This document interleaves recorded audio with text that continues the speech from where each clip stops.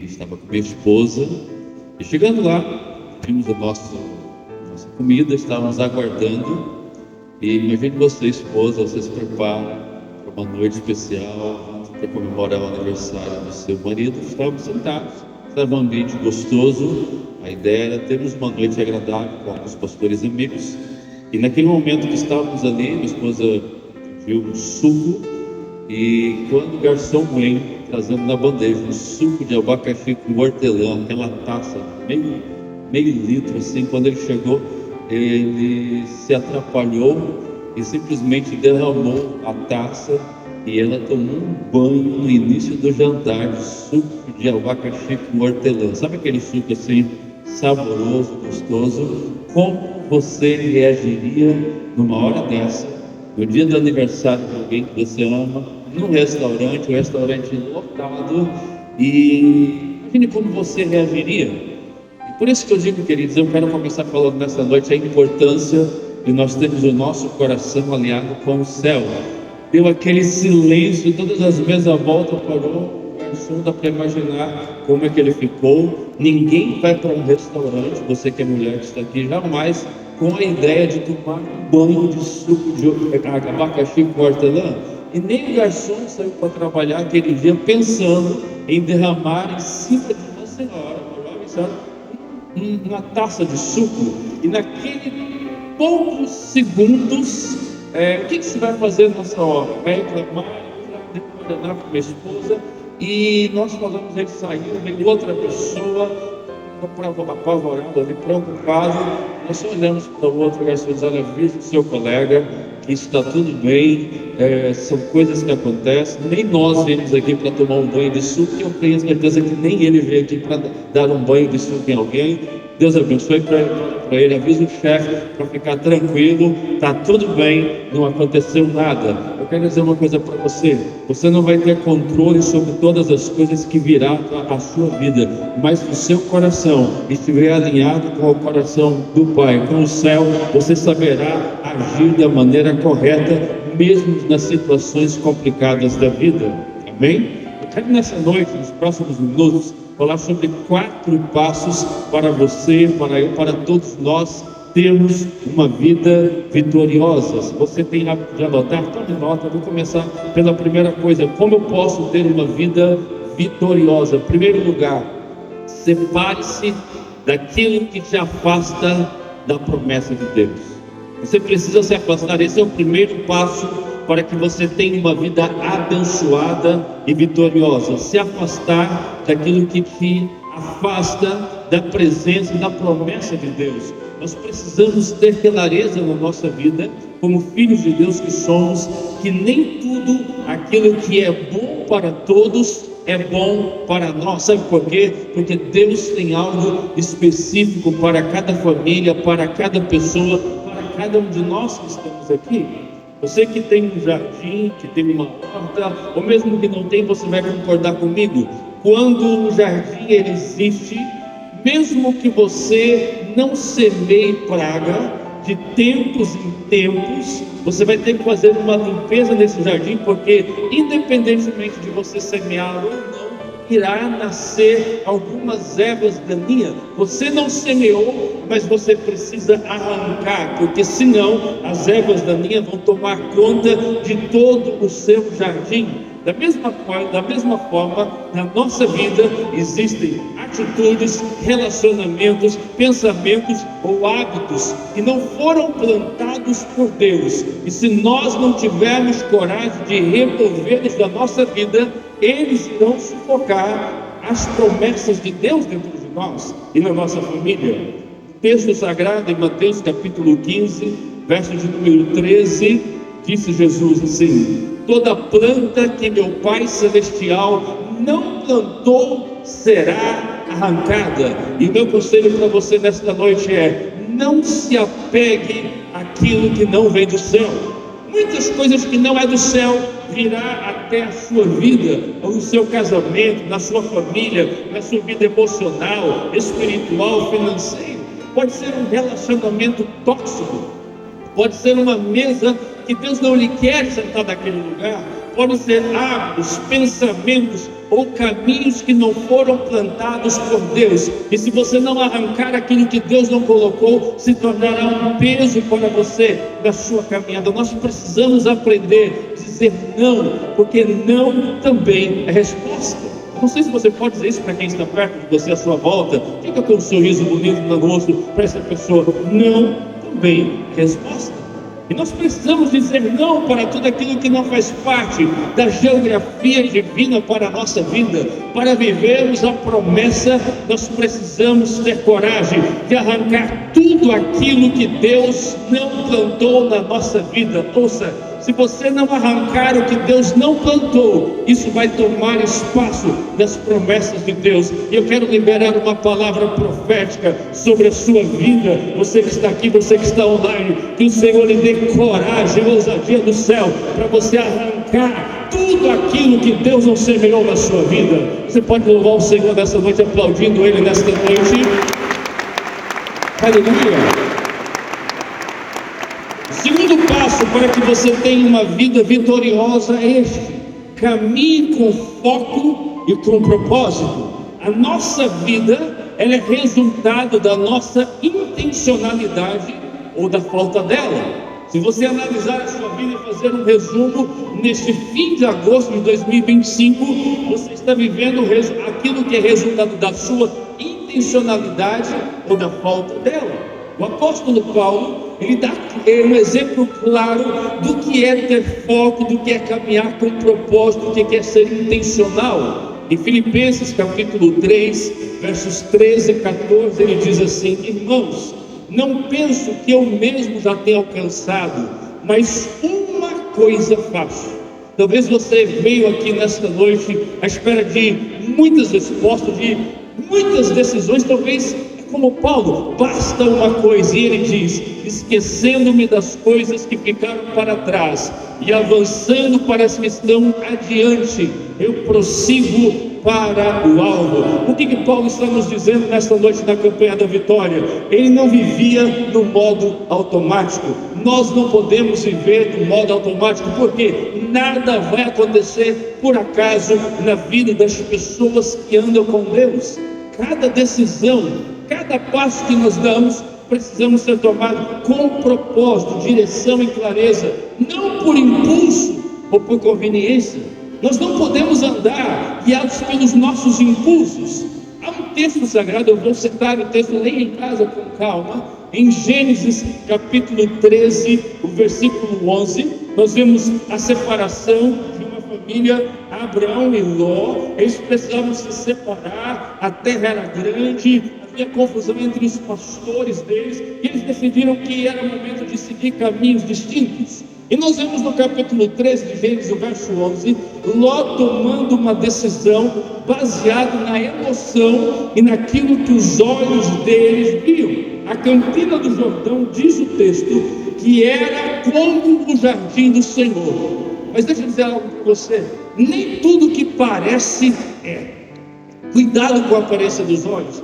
Nem tudo aquilo que parece ser um jardim como o Senhor é um jardim do Senhor. O olhar de Ló era: parece um jardim, uma campina verde regada pelo Jordão, uma cidade profundo, parecia um ambiente perfeito para ele e para a família dele. Parecia, mas nem tudo que parece é. O que parecia bom aos olhos humanos, aos olhos do Senhor, no capítulo 13, verso 13, diz assim: os habitantes de Sodoma eram perversos, extremamente pecadores contra o Senhor. Queridos, Ló escolheu pela aparência, Abraão caminhou pela fé. Um se guiou pela vista, o outro pelo propósito. Deus me trouxe aqui nesta noite na campanha da vitória para que você vá para a sua casa e siga o restante desse ano de 2025 caminhando não por vista, pelas emoções, mas por propósito. Que o seu coração esteja alinhado com o céu nesta noite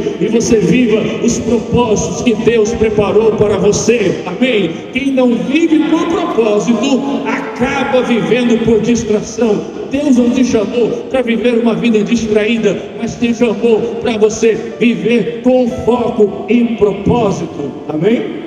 Terceiro lugar, para que você tenha uma vida vitoriosa, Você precisa orar por sabedoria antes de agir. Nós oramos por tudo, oramos por salvação, oramos por portas abertas, por cura, por libertação, por uma resposta, e muitas vezes esquecemos de fazer uma oração que a Bíblia manda fazer por sabedoria. Antes de agir, nós precisamos buscar o céu, buscar alinhamento do céu, do coração de Deus, buscar a direção do alto para a nossa vida. Muitas vezes nós temos pressa para resolver coisas, mas a pressa sem oração é a receita para decisões precipitadas. Não tem problema você estar com pressa, o problema é quando a pressa nos afasta da presença de Deus. Nós precisamos caminhar e buscar a direção de Deus. A sabedoria de Deus não apenas mostra o que você precisa fazer, mas também qual é o tempo certo para fazer o que você tem que fazer. Ouça, o conhecimento que você tem, o seu network, os seus contatinhos, me permita dizer assim, eles podem abrir portas, mas só a sabedoria do céu, a sabedoria divina, irá direcionar você pela porta certa. O seu conhecimento, a sua expertise pode abrir portas, mas é com a sabedoria do céu que você vai detectar qual é a porta certa que Deus quer que você entre por ela. Amém? Nós não temos resposta para todas as coisas, por isso nós precisamos orar e dizer: Senhor, me dê sabedoria. Por quê, queridos? A sabedoria de Deus nos livra de atalhos perigosos e nos guia por um caminho seguro. E a Bíblia diz: se alguém tem falta de sabedoria, peça a Deus. Vamos ler Tiago capítulo 1, verso 5. Olha o que ele diz: mas se alguém tem falta de sabedoria, peça a Deus, e Ele a dará, porque é generoso e dá com bondade a todos. Sabedoria nas decisões te livra de problemas. Quando nós olhamos para a Bíblia, no capítulo 9 de Josué, nós encontramos que Josué, líder do povo de Israel, dos israelitas, do povo hebreu, que estava no caminho da terra prometida, eles foram enganados pelos gibeonitas. A Bíblia diz que na decisão, no acordo, na aliança que eles fizeram com os gibeonitas, diz a palavra, eles, os líderes, a liderança, não pediram conselho do Senhor, decidiram baseado nas emoções, decidiram baseado na vista dos olhos. Cuidado, porque a Bíblia diz que o coração do homem é enganoso. A tua visão, o teu coração pode lhe enganar. E Josué, um homem experiente, os anciões de Israel, pessoas experientes, ao invés de consultar Deus, andaram segundo a sua própria decisão. E eles foram enganados. O resultado foi um acordo, uma aliança que trouxe consequência para todo o povo. Quando você toma decisões precipitadas, sem sabedoria, sem direcionamento, todo mundo à sua volta vai pagar o preço. A família paga o preço, a esposa, o esposo paga o preço, a empresa, os amigos, todo mundo que está ligado a você paga o preço. Eles foram enganados simplesmente porque não consultaram a Deus. Querido, na hora de tomar decisão, consulte a Deus. A mesma coisa acontece quando nós não oramos. Nós nos apoiamos no nosso próprio entendimento. Isso abre brechas para os enganos. Mas quando nós buscamos sabedoria do céu, sabedoria divina, discernimento, nós temos paz e nós entramos pelas portas que Deus abriu. Ouça, a oração antes da decisão é o filtro que separa o engano da direção de Deus, da direção que Deus tem para a sua vida. Portanto, orar antes de agir não atrasa o processo, garante que você vai ter vitória e caminhará no propósito que Deus tem para você. Você está entendendo essa palavra? Em último lugar, para que você tenha uma vida abençoada e vitoriosa, dependa do Senhor em todas as estações da vida. Eu não sei qual é a estação que você está vivendo, eu não sei qual é o tempo que você está vivendo da sua vida, mas permita que o Senhor seja o teu Senhor nesta estação que você está vivendo. Coloque o Senhor nas pequenas e nas grandes decisões. Deus não quer ser Senhor apenas de uma parte, de uma área específica. Ele quer ser Senhor de toda a sua vida. Olha o que diz o Salmo muito conhecido, Salmo 91, verso 1. Aquele que habita no esconderijo do Altíssimo encontrará descanso à sombra do Onipotente. Queridos, o esconderijo do Altíssimo não é um lugar para ser visitado de vez em quando. O esconderijo do Altíssimo não é a casa da fazenda, a casa de praia, ou um lugar turístico que vai lá talvez no feriado, no fim de semana, num lugar instagramável para tirar fotos. O esconderijo do Altíssimo fala de habitação, de permanência, de dependência diária da presença do Senhor, sabe? Tudo começa na presença e tudo termina na presença. Quando você está no esconderijo, quando você está cheio de Deus, você vê milagres aonde todos estão enxergando os problemas. Quando você está cheio de Deus, todo mundo está vendo o problema e você está vendo uma solução. Todo mundo está vendo portas fechadas, você está vendo aquele que tem a chave que abre porta, andando na sua frente, abrindo todas as portas. Eu quero profetizar nesta noite: há um Deus que tem a chave da porta que você precisa que ela seja aberta, e Ele vai abrir. Ele é poderoso para operar milagres, mas você precisa estar na presença dEle. Aquele que habita no esconderijo não é aquele que vem só na quarta-feira da vitória no esconderijo, não é aquele que vai de vez em quando no esconderijo. Aquele que habita segunda, terça, quarta, quinta, sexta, de janeiro a dezembro, todos os dias, todas as semanas, todos os momentos, ele vai descansar à sombra do Onipotente. Quem habita na presença vive acima das circunstâncias. Você pode aplaudir o nome do Senhor. Quem habita na presença vive acima das circunstâncias. O mundo pode estar em crise, pessoas podem estar em crise, mas nós estamos em Cristo. Quando habitamos nele, nós estamos acima das circunstâncias, das crises e dos problemas.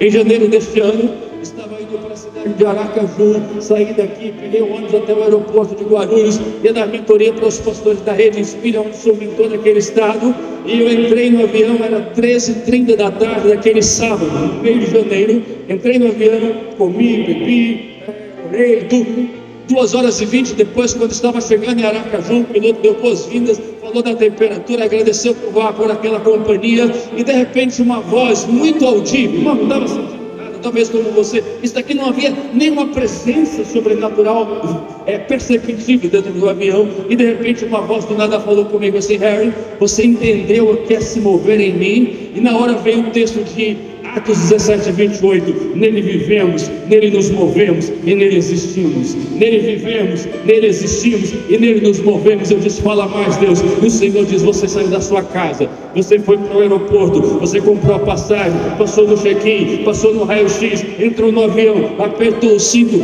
e não fez mais nada. Você estava nele e ele te trouxe de Guarulhos até a cidade de Aracaju. Você fez antes e vai fazer depois, mas o mover foi o avião que te moveu. Meu filho, se você estiver em mim e eu estiver em você, se as minhas palavras estiverem em você e você estiver em mim, eu vou te mover do ponto A para o ponto B, do ponto B para o ponto C, do ponto C para o ponto D. Eu vou te mover. Eu quero convidar você nesta noite a sair para a sua casa, deste lugar de volta, vivendo, existindo e se movendo no Senhor. Isso é real. Você pode aplaudir o nome de Jesus. Meu Deus, se você quer ter uma vida vitoriosa, separe-se daquilo que te afasta da promessa. Se você quer ter uma vida vitoriosa, caminhe com foco e com propósito. Para ter uma vida vitoriosa, ore por sabedoria antes de agir e dependa do Senhor em todas as estações da vida. Meu Deus, é forte. A presença do Senhor está aqui nesta noite. E tudo que Ele deseja é que você se mova nele, que você viva para Ele e que você exista nele. Aleluia. Eu quero orar com vocês nesta noite. Eu quero orar nesse momento, mas eu quero fazer 3 perguntas aqui. Você que está aqui nesta noite ouvindo esta palavra, ou talvez está assistindo online, e você diz: pastor, eu entendi, esta palavra é para mim, e eu decido entregar a minha vida a Cristo nesta noite, aceitando a Ele como meu Senhor e Salvador. E você vai tomar essa decisão pela primeira vez na sua vida. Vou convidar você a fechar os seus olhos. Como você está? É um momento pessoal, você e Deus. Nós estamos aqui na presença, enquanto o louvor vai adorando ao Senhor. Eu quero fazer este convite. Você que quer entregar a sua vida a Cristo, recebendo Ele para ser o teu Senhor e o teu Salvador pessoal. e você diz: pastor, eu quero aceitar a Cristo. Aonde você está agora? Só dê um sinal com a sua mão, levante uma das suas mãos. Eu quero abençoar a sua vida no nome de Jesus. Deus abençoe. Estou vendo mãos levantadas. Deus abençoe pela sua decisão. Quem mais deseja entregar a vida a Cristo? Pela primeira vez você vai fazer isso. Pela primeira vez. A segunda pergunta é: você que estava distanciado da casa do Pai, talvez a igreja, instituição, pessoas que são falhas. Nós estamos numa casa abençoada, mas não é perfeito porque eu estou aqui, porque nós estamos aqui. Talvez durante o processo da caminhada pessoas diferiram e você se afastou da comunhão, se afastou desse ambiente profético e abençoador.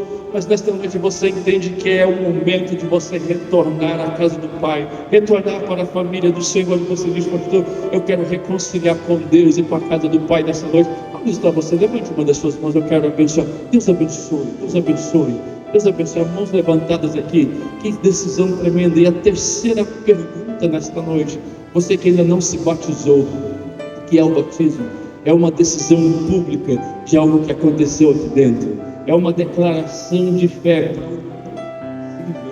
daquilo que aconteceu dentro de nós. Você declara através do batismo: eu sou uma nova pessoa, sou um novo homem, sou uma nova mulher. Você que ainda não se batizou e deseja tomar essa decisão, onde está você? Eu quero abençoar a sua vida nesta noite, no nome de Jesus. Vou convidar a igreja a se colocar em pé. Você que manifestou esse desejo, há um cartão de decisão. Nesse cartão tem um QR Code. Você pode escanear esse QR Code e colocar os seus dados. Há uma equipe preparada. Essa igreja está preparada para lhe receber, para lhe apoiar. Você não vai caminhar só. E eu quero orar com você pela decisão destas pessoas. Eu quero orar com você nesta noite, que teu coração esteja alinhado com o céu, que você possa viver para Ele, existir para Ele e se mover nele. Amém?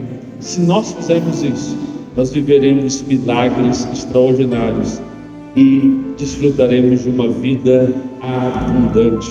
Feche os seus olhos nesse instante, oremos. Pai, obrigado por esta noite, obrigado por esta celebração poderosa e profética, obrigado pelas decisões de pessoas que levantaram a mão se manifestando, dizendo: eu quero aceitar a Cristo, eu quero me reconciliar, eu quero me batizar. Aqueles que estão tomando essa decisão também através da transmissão online, nós oramos para que esta decisão seja, Senhor, um marco na vida de cada um dos teus filhos, que seja um marco, um antes e um depois caminhando contigo, que cada um de nós que estamos aqui neste lugar possamos viver, possamos existir e possamos nos mover no Senhor. Que a tua bênção, Senhor, esteja sobre a vida de cada um dos filhos, sobre cada família, sobre cada lar. Bênçãos no casamento, bênçãos na saúde. Alguém que entrou aqui doente, nós liberamos uma palavra de cura agora. Enfermidade do alto da cabeça à planta dos pés, nós te damos uma ordem: saia, bata retirada a enfermidade, o espírito de enfermidade.